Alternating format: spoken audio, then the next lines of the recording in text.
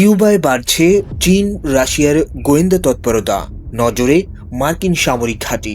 Caribbean দ্বীপরাষ্ট্র কিউবাকে ঘিরে আবারও তীব্র হচ্ছে বৈশ্বিক গোয়েন্দা প্রতিযোগিতা।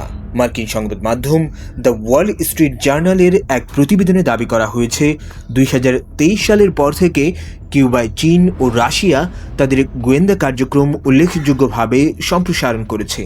প্রতিবেদন অনুযায়ী কিউবায় থাকা ইলেকট্রনিক নজরদারি ও সিগন্যাল ইন্টেলিজেন্স কেন্দ্রগুলোতে দুই দেশের জনবল প্রায় 3 গুণ পর্যন্ত বৃদ্ধি করা হয়েছে। এইসব কেন্দ্র থেকে মূলত মার্কিন সামরিক যোগাযোগ, রাডার কার্যক্রম এবং সামরিক চলাচল পর্যবেক্ষণ করা হচ্ছে।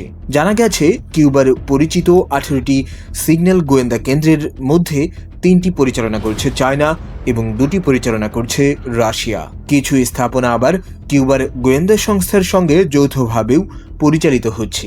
এই নজরদারি কার্যক্রমের প্রধান লক্ষ্য হিসেবে ধরা হচ্ছে ইউনাইটেড স্টেটস সেন্ট্রাল কমান্ড এবং ইউনাইটেড স্টেটস সাউদার্ন কমান্ডকে। বিশেষ করে ফ্লোরিডা অঞ্চলে মার্কিন সামরিক উপস্থিতি ও লাতিন আমেরিকা কেন্দ্রিক অপারেশনগুলোর উপর ঘনিষ্ঠ নজর রাখা হচ্ছে বলে প্রতিবেদনে উল্লেখ করা হয়। এদিকে ইউনাইটেড স্টেটস এই পরিস্থিতিকে জাতীয় নিরাপত্তার জন্য নতুন হুমকি হিসেবে দেখছে। মার্কিন প্রশাসন কিউবার উপর চাপ বাড়ানোর পাশাপাশি প্রতিদিন ড্রোন নজরদারি, গোয়েন্দা উপগ্রহের অবস্থান পরিবর্তন এবং অতিরিক্ত পর্যবেক্ষণ কার্যক্রম চালাচ্ছে বলেও দাবি করা হয়েছে।